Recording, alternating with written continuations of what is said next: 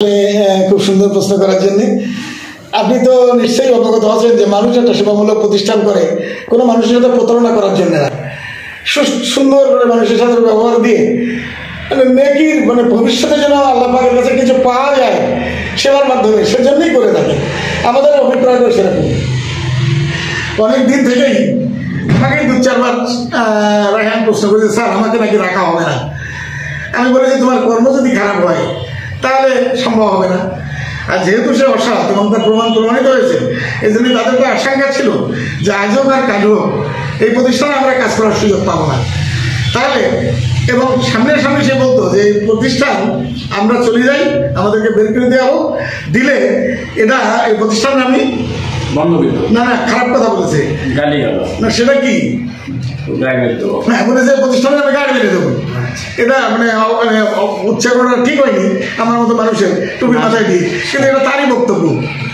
যাই হোক, এই জন্য তাদের আশঙ্কা ছিল যে আমাদের আর থাকা হবে না, তাহলে প্রতিষ্ঠান যাতে ক্ষতিগ্রস্ত হয় এই কারণের জন্য একটা প্রতারণার আশ্রয়, একটা কলাকৌশলের আশ্রয় নিয়েছে।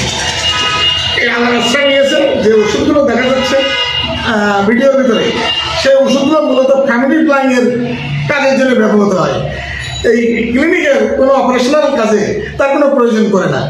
তারপরে যে হাত দিয়ে বোতলটা টাচ করে দেখানো হচ্ছে সেটাও আমার বিশ্বাস মতে সেটাও আসলে ওই রায়হানের হাতের আঙুল।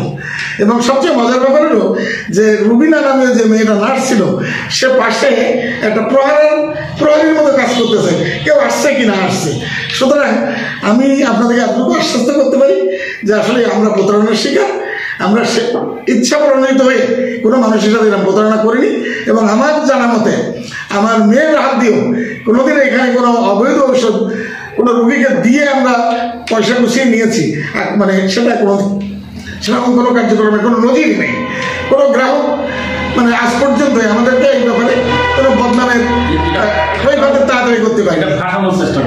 হ্যাঁ, এটা সম্পূর্ণ একটা আমাদেরকে বিপদ তৈরি করা, প্রতিষ্ঠানের ভাবমূর্তি নষ্ট করা এবং যাতে প্রতিষ্ঠান অচল হয়ে যায় তার জন্য একটা অপচেষ্টা করা হয়েছে এটা।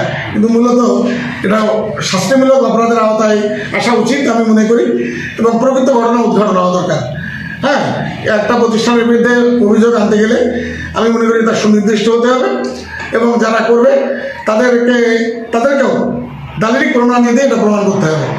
ওষুধ যদি যেখানে সে ভিডিওতে দেখা যাচ্ছে এখানে দায়িত্বরত কোনো ডাক্তার, কোনো চিকিৎসক কেউ সেখানে নেই।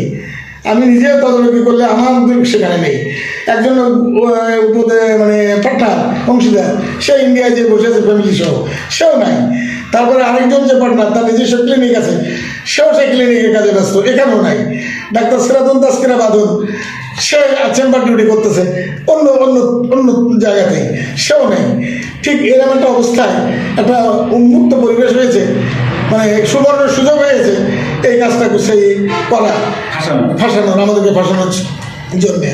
এটা আমরা চক্রান্তের শিকার, আমরা এটা ধিক্কার জানাই।